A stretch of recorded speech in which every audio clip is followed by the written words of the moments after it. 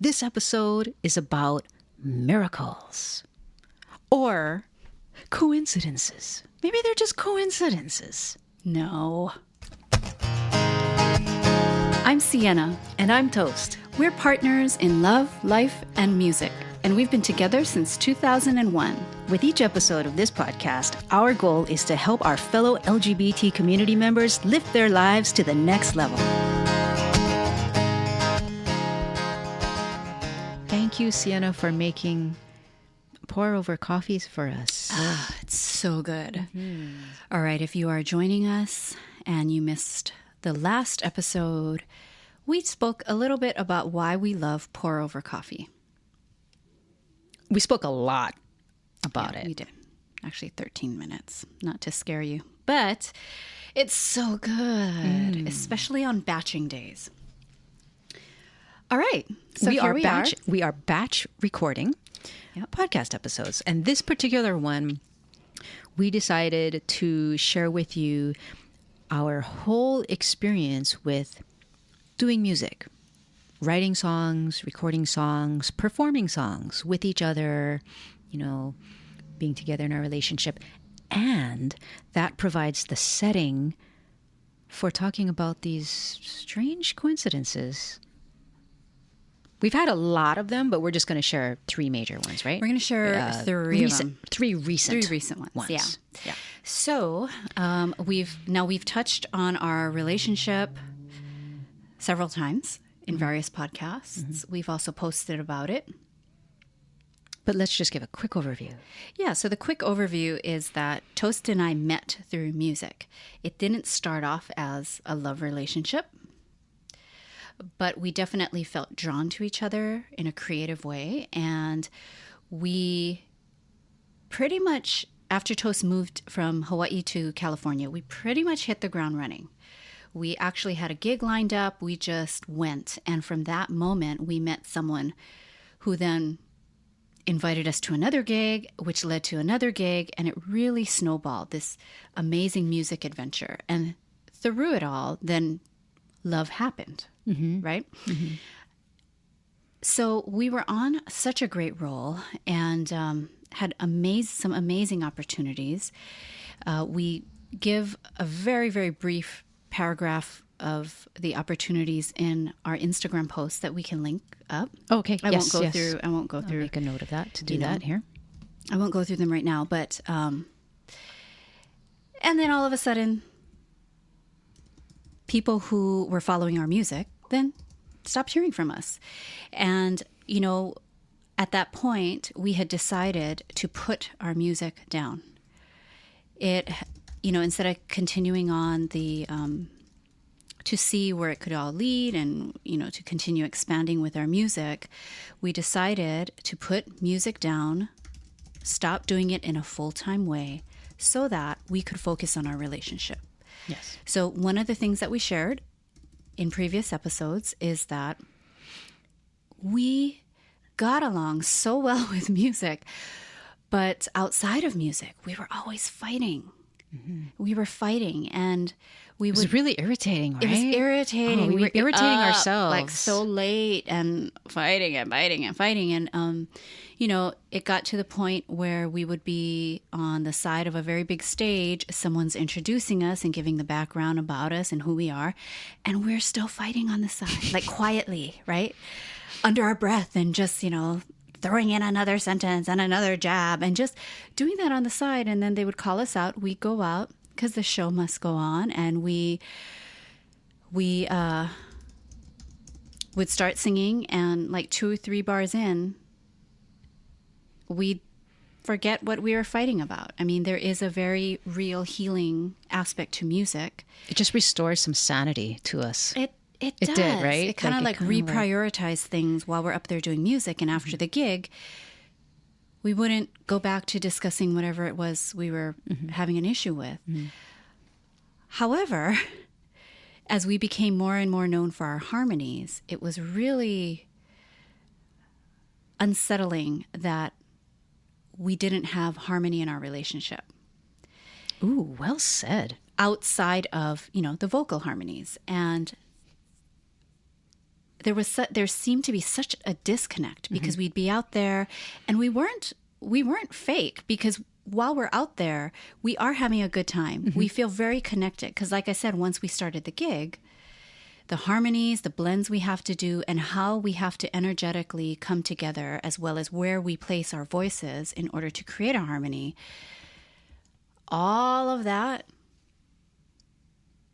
is you're working together. It's kind of, it makes me laugh because it makes me think of the trust fall exercise. Oh my God. It's kind of like, you're out on stage and it's like, okay, you got to do the trust fall. Yeah. So you better do it. And then doing that, like being there for each other in that way, working together. It's like, okay, it just puts things in perspective and you get over yourself and your little quibbles that you were so hung up about, 2 minutes earlier. And So we stopped in order to prioritize our relationship, because what we also realized is, yes, we hit the ground running with our music, and love came from that, a love relationship, but we never had the foundation building period of our relationship that most couples do who don't work together, especially in a creative capacity. You don't have that dating and the, really getting to know each other. You really get to know each other in a creative way very quickly, but not everything else, which is a lot. Right. And so we put our music on hold, and although we still did write music every now and then, we did a gig every now and then. Mostly they were benefit gigs. Often we did a wedding here and there, but we stopped doing music full time. And also stopped doing it in any regular way. Yeah, that's kind of what I just said. Oh, okay. Yeah. Okay. Like, we're going to start fighting about this right now.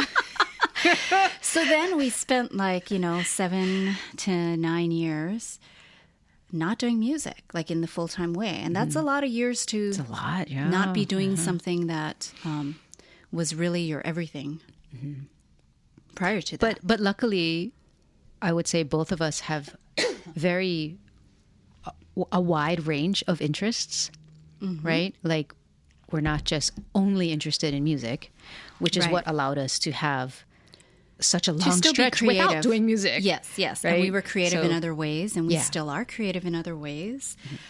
But something that I will share is that the music for us kept coming back.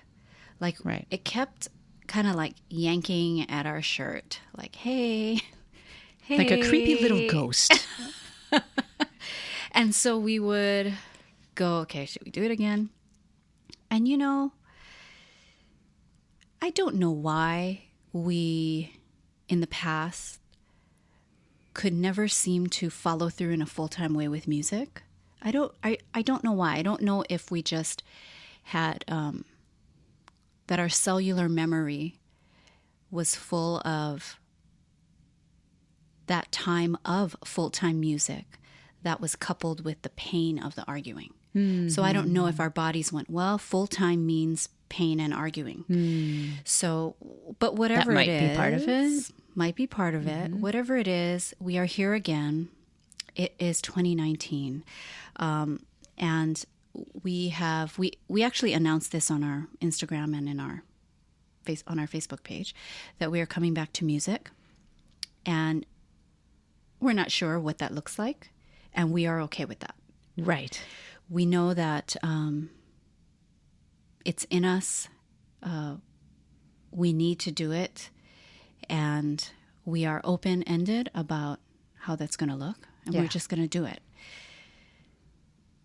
Anything you want to... Did I miss anything? It just feels like part of our life path kind of thing. It's kind of like this podcast. It's like, why are we, what's the end game? What's the end goal? Yeah, we don't know. It's like, we don't have this whole business plan with the end goal. And we're tracking all the statistics and the metrics and we're like, okay, we want to follow spirit, for lack of a better word. And I mean, I do know that we like being of service. We like to be helpful. Right. And if that's through our podcast, if that soon becomes something we do through our music, I will be very satisfied. Me too. And that will feel really good. Yes. 100%. And I also believe that part of our move to Portland was almost this unspoken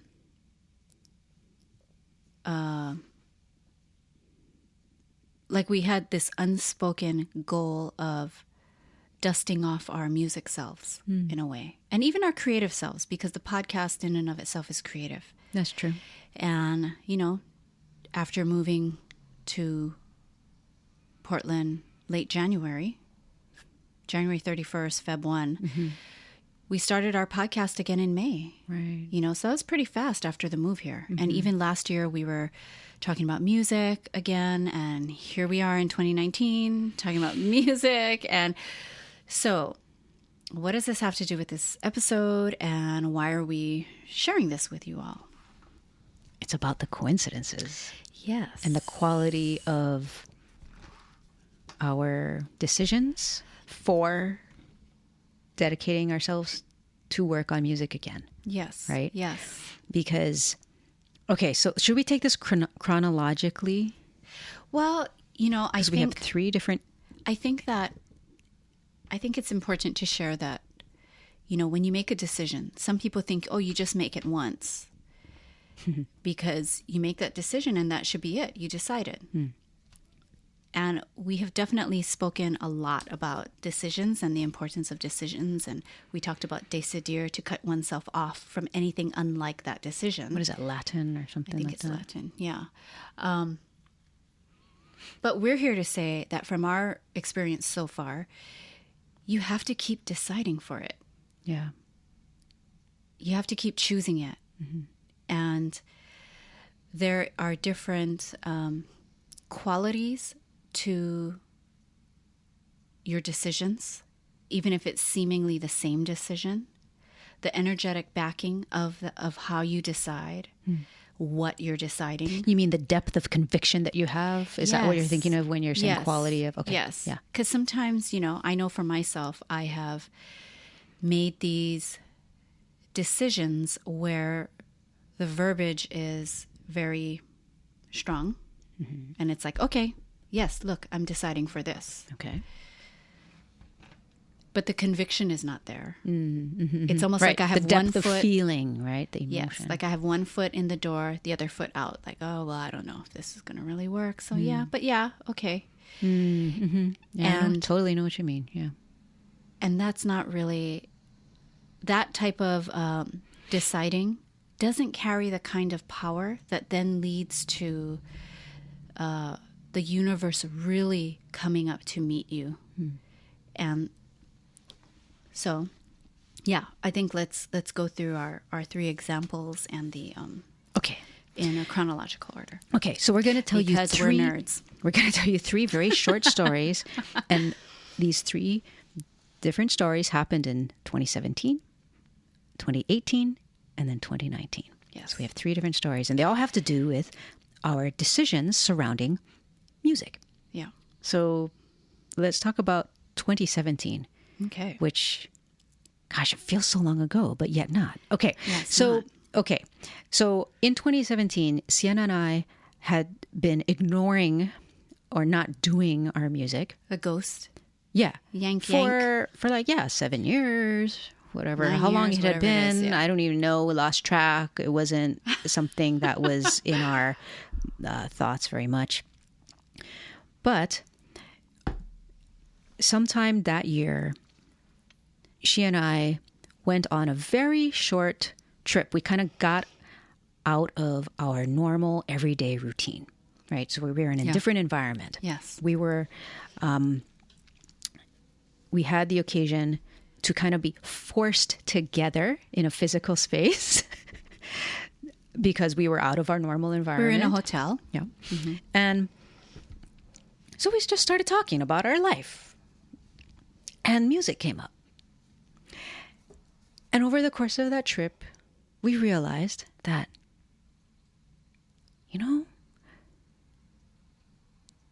we probably really should commit back to doing music again, because wow, it really did give us life. You know, it played such an important part in our lives. It fed our spirits and our souls. It brought this depth of richness and a way for us to relate to each other. And we know that some people got some great things out of it. And it's a great way to just expand who we are as people again, you know, to recommit to it. And in one of our conversations, we kind of made a pact with each other. And it did have that feeling of seriousness and conviction, and like there's no turning back. And yeah, you know what? Really good. We really agreed with each other that, yeah, you know what? This doing music together, it is important to us. Yes. It's important to us. Yes. And because of that, we should respect it. We should put some time and energy into it. Yes. And it did feel good. And then, so we made this decision in the hotel room, and it felt great. Moments later, I check our email, and I checked our CNN Toast email, which we had maintained all these years. We just, you know, but I hadn't checked it.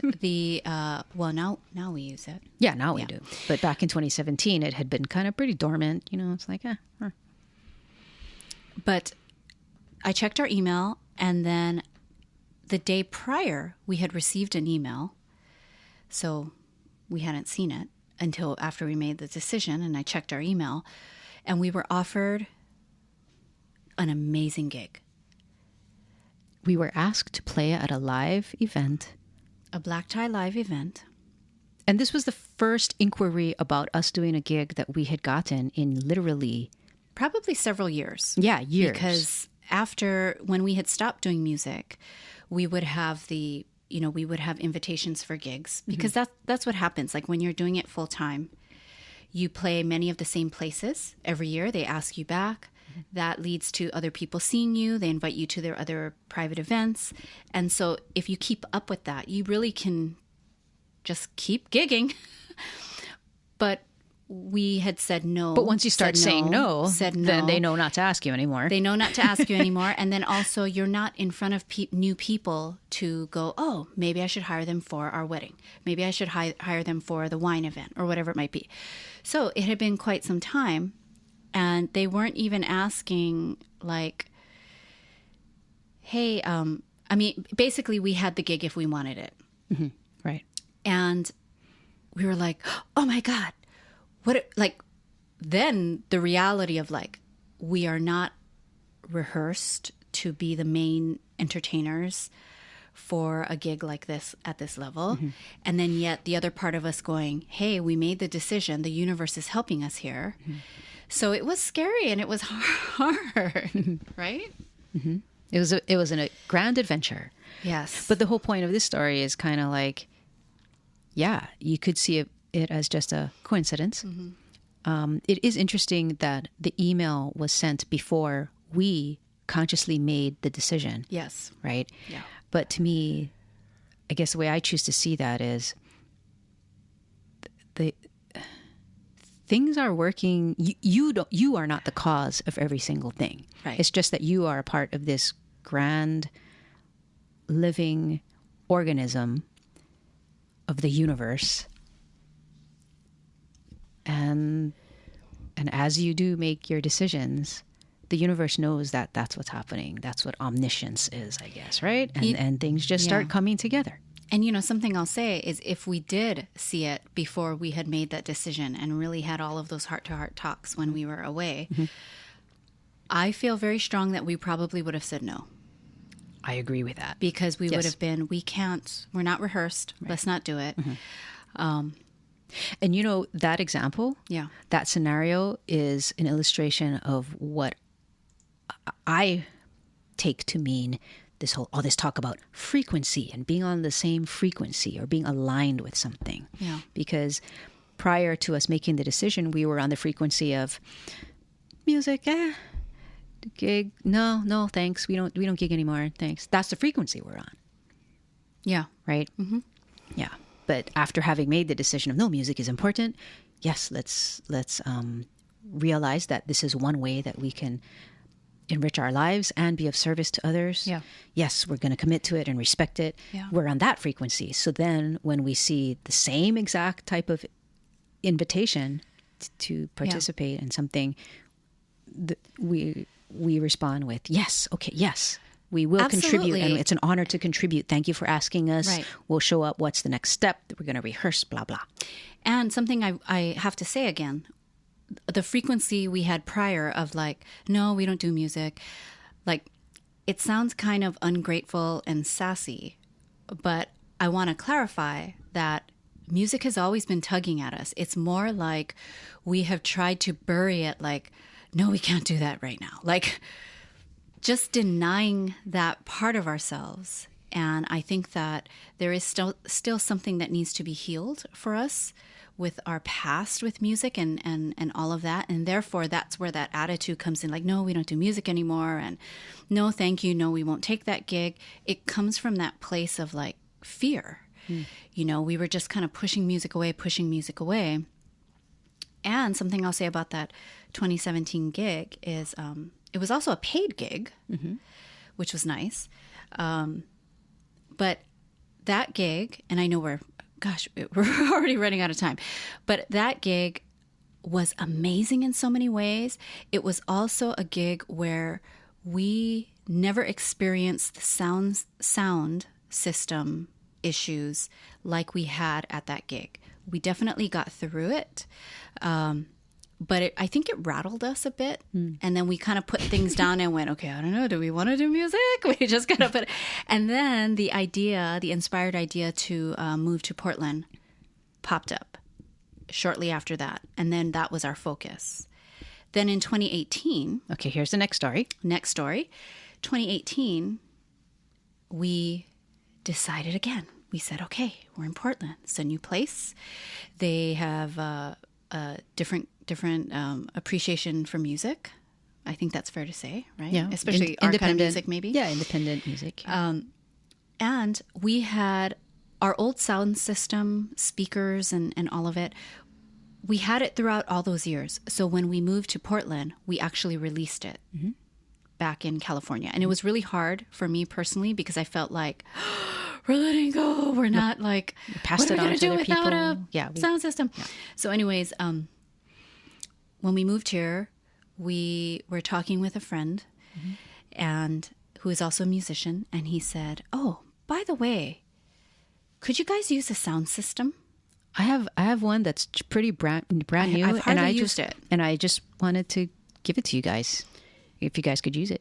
So then we got a sound system. And not only that, for free. Not only that, he also curated a list of open mics because we wanted to start doing open mics again to just get out there and sing. He curated a list where he thought, okay, these venues would be a great fit for the kind of music you do. So that was the next thing. That was the second story. Yeah. So that, again, I just want to point out, pretty amazing because it's not like we put out any kind of word among our network of friends about, hey, looking for a sound system. We didn't even say anything. We just knew within our. In fact, at that point, this is a very true story. At that point, we had several sound system ideas in our Amazon cart. Right. But we didn't have to buy any of those things. Right. So it was amazing. Okay, then the most recent miracle is 2019. Yes. It was on a weekend, we decided with that type of conviction, okay, let's just do music. We can make time. There is a way. You always can make time for things that are important. We can do this alongside our podcast. We can do this. It felt different. And every single time we make the decision to do music again, it always feels very serious and having that conviction. So over a weekend, we decided. Then on Monday, a producer and engineer that we had been working with in California texted us and said, out of the blue, we haven't even been in touch with him for over a year. Right. He said, hey, remember that song we were working on? I put everything together. I finished it up. See how you like it. If you want to make any changes, let me know. And why this is so cool, why we call it a miracle, is because when we left California, that song wasn't finished in terms of all the parts were there, but we wanted to re-record certain parts. We wanted to do the backgrounds differently. There were things that we still wanted to do with it, but we didn't have time to, we didn't prioritize it, actually. Right. To go back in the studio and do that. We were making a big move to Portland. It felt very pinched and stressed at the time. So really, having the finished track was never even in our mind that could be a possibility. On our side, we felt like the ball was in our court, and it was like, okay, when are we going to go back to California to finish up that song? So we were pleasantly and wonderfully surprised that he had finished the song. We gave him our notes. He changed some things around. And even though the song itself was from, just a different time, we were like, there are things today that we might want to change or re-record or do differently. But we decided and made the choice to let's leave it because it's a great stamp of that time. Mm-hmm. And you know what? I heard I think it was Bill Maher, who I really like. He said something like, art is never finished. It's just abandoned. You need to know or make some kind of decision of, you know what? I'm going to walk away from it now. Right? Because you can always make changes and stuff like that. Yes. But so we decided, okay, that's it. Yes. And we will share with you that the song is called Please Believe. And this was actually a song that came of the time following Toast and I having been through that period of just really arguing a lot. So this song was written after that time, but it was definitely of that period. It's about that. Yes. Living in that state of relationship where it's just really hard. Yeah. So it really is a very personal song. I guess a lot of songs are personal, but this song is really personal for us. We weren't thinking so much about, okay, what about the hook and what, in terms of like how you write a song and all of that. And so that's that. And so today we thought, you know what? Let's share with our listeners all the things that have come from making our decision with music over and over again with that conviction to hopefully inspire you to believe that the universe will come and support you. Mm-hmm. There will be things, and sorry, I'm thinking about, because I'm getting all of our episodes mixed up. Okay. We haven't recorded the one that I was thinking about. Oh. But, we will say that another miracle that happened very recently is being asked to participate in a music festival. Mm-hmm. And again, Toast and I were like, what? Wait, huh? We can't, what? We're not. But that would be a slap in the face to the universe, who is saying, what? You decided to do music again? Well, here you go. How about this? Right. On a silver platter, right? Right. How dare we say no? Exactly. So we said yes. Of course. Anyways. And I'm hoping too, like, that listeners will take comfort maybe in realizing the reality of, it's not, decisions are not necessarily a one and done kind of thing, just like you said. Right. And we're not failures because we have to make decisions, the same decisions again and again and again. Repeat that. And again. That bears right? repeating. Like that's, well, it's that cliche of like, what about like fall down 7 times and get up 8 or whatever, right? It's not about never falling down. It's about continuing to get up. Yeah. And I love remembering, wow, this is a very kind of etymology podcast, because the word success, it speaks to succession. Keep going, right? You keep going. So when you succeed, it just simply means that you're continuing on. Yeah. It's not that you've arrived and that's it, or you did it and that's it. No, succeeding is you're continuing on. Yeah. And also too, there is something to be said about divine timing. And trusting that there is such a thing as divine timing too, I think, right? Not thinking that, if it doesn't happen on my timetable, then it's a failure. Yeah. I know. And that can be scary. Yeah. Trusting that. Yeah, totally. All right. So we hope there's some kernel of goodness that you can take from this podcast today.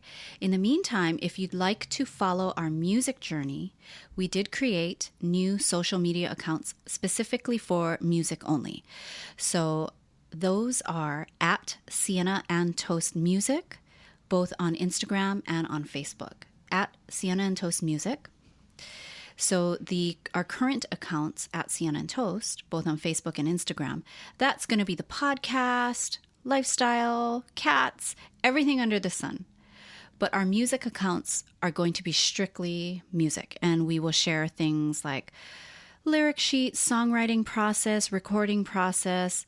That's our plan for those accounts. So it really is for people who like that kind of stuff. Don't want the other stuff. Basically. Yeah. You just want the music stuff and all of the processes and behind the scenes things. So we hope you will follow and journey with us. Alrighty. All right. Thanks for listening. And until next time, this is Sienna. And this is Toast. Telling you to love life, live free.